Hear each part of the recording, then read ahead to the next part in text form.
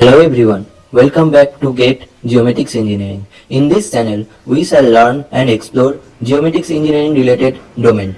If you are new in this channel, then please go through our videos and subscribe to support us. And most importantly, give your valuable feedback in comment section for more improvement. Now, in this video, we shall learn about various components of Gnss and Gnss architecture for positioning, navigation and timing. You can clearly observe that there are three components. Firstly, the space segment. Now, what the space segment do actually?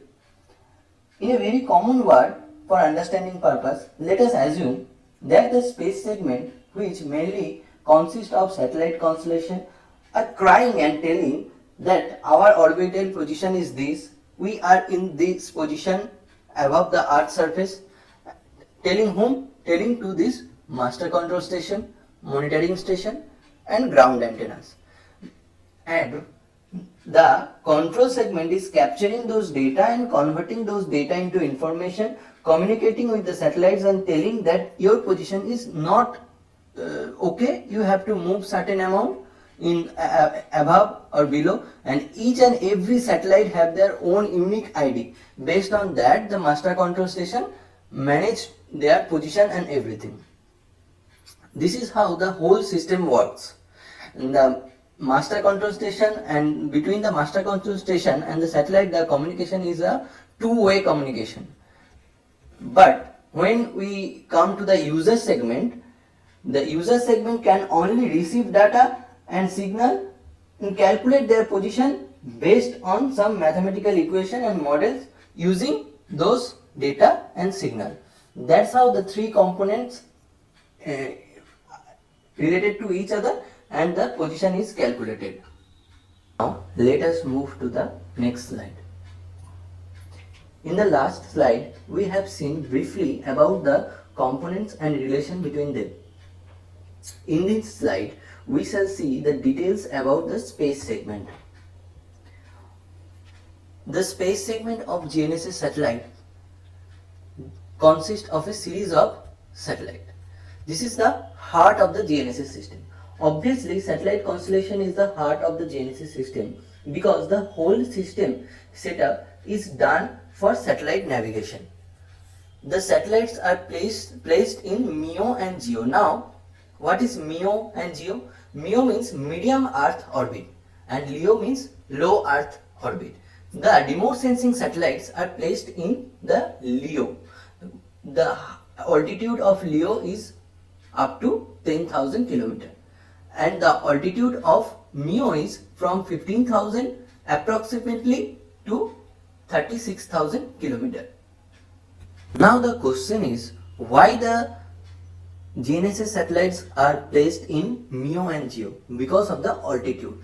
Higher the altitude, higher the area covered on the earth. One geostationary satellite can cover 1/3 of the earth. So for that reason, the GNSS satellites are placed in MEO and GEO orbit. And the fourth point is, the satellites contains high precision atomic clock. Time is a very important factor for satellite navigation. So for that reason, atomic clock is needed because atomic clock can give precise timing. So now let us see the function of GNSS space segment. It transmits radio signal using own unique ID. Each satellites have their own unique ID and based on that unique ID, they transmit their radio signal and broadcast navigation data. We shall see those radio signals and navigation data in the next video onwards. Now let us move to the next slide. Here we will see the control segment in details. Worldwide network for controlling, monitoring and tracking the GNSS system is the basic definition of control segment. What are the components of this control segment? One is master control station, another one is alternate master control station. If the main master control station fails to communicate with the satellites, then the alternate master control station is used. Another is 4 dedicated ground antennas and 6 dedicated monitoring stations. What are the functions of this control segment? Based on the components, you can conclude that the functions will be convert the satellite's data into information and broadcast that data, uploading correction commands for errors to satellites. Earlier we have told you that the control segment can communicate with the satellites also. Means the satellites and control segment have the two-way communication system. So obviously the control segment can control the satellites and upload the correction commands to the satellites. This is the map of Napster GPS control segment. All the stations can communicate with each other, but only the master control station, which is in Colorado, have the power to communicate with satellites of its own constellation system. Now let us move to the next slide. In this slide we shall see the user segment in details. User segment consists of equipments that capture the signals from GNSS satellites and process that receive signal to derive location and time information. To do this, we need one antenna and preamplifier, antenna to receive the signal, preamplifier to amplify the received signal, and then the radio signal microprocessor for processing the signal, and data recording to record the data collected from the satellites, and one control and display unit to display those data, and one power supply. Obviously for doing all these things we need power, and for the power supply generally in user segment used a battery pack. And what are the functions of GNSS user segment? Based on the discussion of the description of user segment, you have already came to know that what are the possible functions of user segment. One is select the satellites in view, acquire the corresponding signals and evaluate their health, carry out propagation time measurement, and derive the location information, which is the ultimate goal of the user segment. Satellite receiver can receive signal based on its capability. Suppose a receiver made by a company can only receive signal from Napster GPS constellation, then it can't get signal from other constellation. Now what are the types of GNSS satellites we will see in the next slide. And on one important note, that for proper positioning a GNSS receiver have to view at least 4 satellites. We shall discuss that in the upcoming videos. Now let us move to the next slide. In this slide we shall see various GNSS system which has global coverage. The development of GNSS system was started during the time of Cold War, in between 1973 to 1976. In 1973, US Department of Defense started the development of Napster GPS. The full form of Napster GPS is Navigation, Satellite, Timing and Ranging Global Positioning System. And in 1976, USSR started the development of GNSS system. Now the USSR has disintegrated in 1991 and became Russia. Now we shall see the various countries' GNSS system. One is USA, one is Russia, and one is European Union. The GPS system was fully operational in 1995. And why this Galileo system has to develop?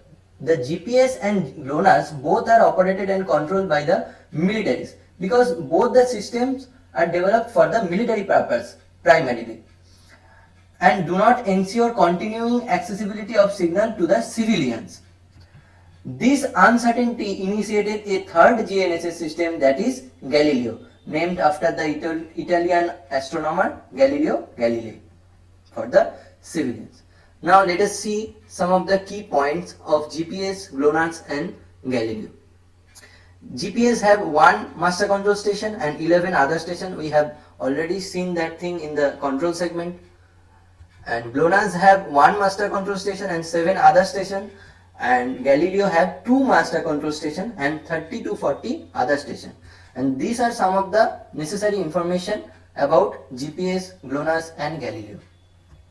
One of the important thing is that the selective availability. The Napster GPS have the system of selective availability or anti-spoofing, that is denial of P code.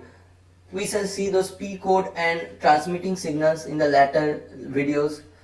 So just remember this definition for now. And what are the services provided by the GPS, Glonass and Galileo? The SPS means the standard positioning system, single point positioning, that is the single point positioning, that is the precise point positioning. And the HPS means the high precision service. OS means that is the open source, the Galileo is open source. SOL means the safety of life, and CS means commercial service, the Galileo have commercial service also. And PRS means public regulated service, that is for the police and anti-fraud officers. And there are some of the frequency bands of GPS, Glonass and Galileo. We shall see those things in the later videos. Now let us move to the next slide. Here we shall discuss about various GNSS system which has regional coverage. Though Beidou has global coverage, they claimed that they have global coverage, which is developed by Chinese Academy of Space Technology. Firstly, they provide regional GNSS based service to China and surrounding countries using 12 satellites.